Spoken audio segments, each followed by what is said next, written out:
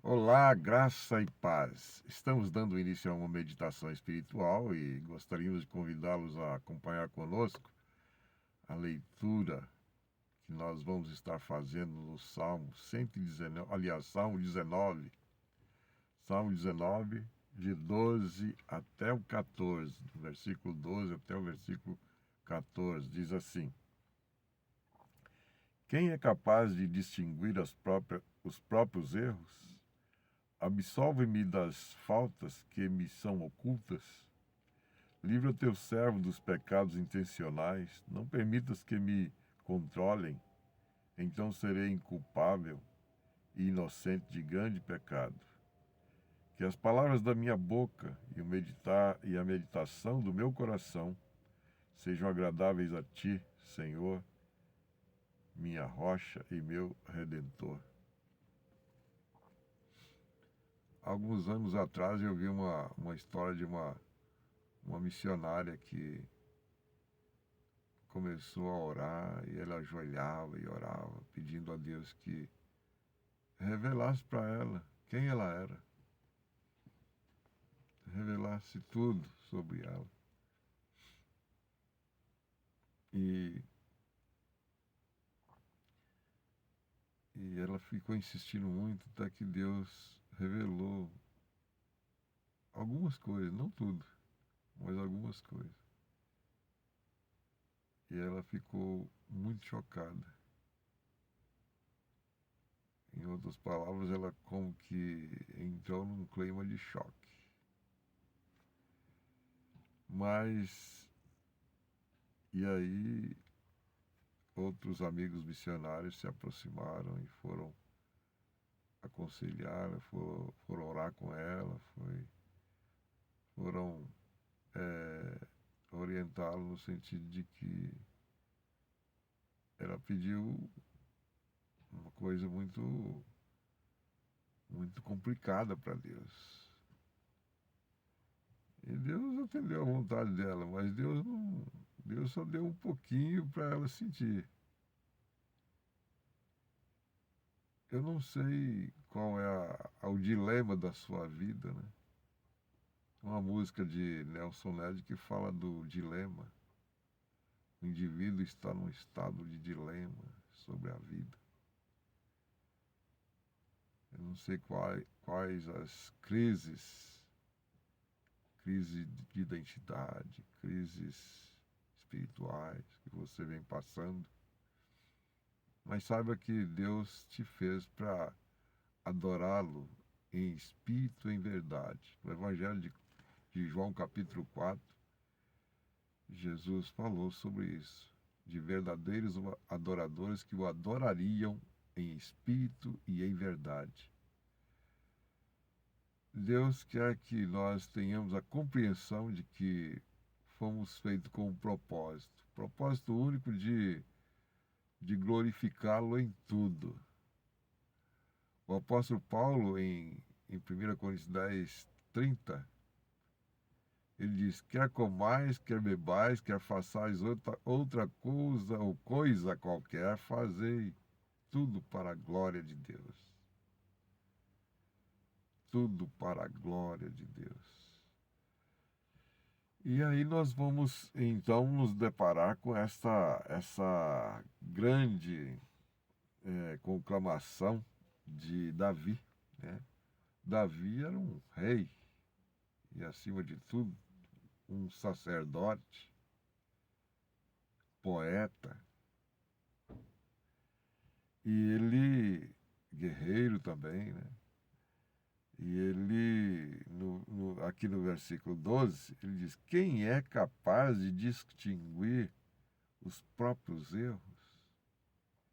Ele lança uma pergunta: quem é capaz de distinguir os próprios erros? Eu quero, eu quero perceber, eu quero lembrar dos meus erros, para eu pedir perdão a Deus e pedir para Deus apagar da minha mente. Porque certas lembranças negativas não vai me fazer bem. Por isso que Paulo diz: esquecendo-me das coisas que para trás ficam, avanço para as que diante de mim estão. Então, é bom que eu me lembre, se é coisa que eu de ofensa a Deus, confesso-as a Deus, obtenho o seu perdão, obtenho a purificação e obtenho a certeza de que Ele pegou tudo e jogou nas profundezas do mar, como diz Miqueias 7,19. Ele pega os nossos pecados e joga lá nas profundezas do mar, querendo dizer: esquece, ninguém vai ver mais, esquece. Eu sei aonde está, pode enfiar em qualquer buraco de cascudo, aquele peixe chamado cascudo ou mandi, né? Pode enfiar em qualquer buraco lá, não vai estar escondido de mim. Eu sondo, os meus olhos estão em todo lugar. A Bíblia diz: os olhos do Senhor estão em todo lugar, contemplando os maus e os bons. Estão em todo lugar, não tem escapatória. Então Deus, Ele tem condições de me dar a certeza de que Ele me perdoou. E como diz João, no Evangelho de João 15:3, Ele me perdoa e me purifica também do pecado. Purifica. João 15:3 diz lá: vós já estáis limpo pela palavra que vos tenho falado. Jesus declarou isso. Então, o salmista ele faz aqui como que uma oração, né? No finalzinho desse versículo 12: absolve-me das falhas que me são ocultas. Senhor, eu não consigo compreender, eu não consigo entender, eu não consigo saber, mas aquelas que eu me lembro, eu confesso. Mas aquelas que eu não lembro, ó Deus, absolve-me. Apaga da minha vida, Senhor. É o que o salmista fala aqui, né? Absolve-me das falhas que me são ocultas. E aí o versículo 13 ele diz: livra teu servo dos pecados intencionais. Você está fazendo um plano aí diabólico. Deus não está nisso. Então, pese bem, repense isso. E diga: Senhor, me perdoe, não me deixe fazer isso, essa loucura. E o Senhor vai entrar com providência. Livra teu servo, esse é o clamor de Davi. Livra teu servo. Você é um servo de Deus? Você é um servo de Deus? Pense bem nisso. Então, se você é um servo de Deus, não fique com medo das coisas. Uma vez eu vi um pregador dizer: o fulano tem, o indivíduo, o homem tem medo de cair em adultério e não ora para Deus guardá-lo disso. Não ora para Deus dar o livramento disso. Então, livra teu servo dos pecados intencionais. Você não tinha intenção de matar, mas já matou em pensamento. Então, pare de matar em pensamento. Pare de cometer crimes em pensamento. Ou foi intenção. Não lembra de alguém acusar dizendo: foi um crime intencional. Está na cara que foi planejado. Então, que Deus te guarde de fazer um planejamento tão maléfico, né? Ao ponto da lei dizer: foi intencional. Aí, o versículo 14, o salmista continua no seu clamor, né?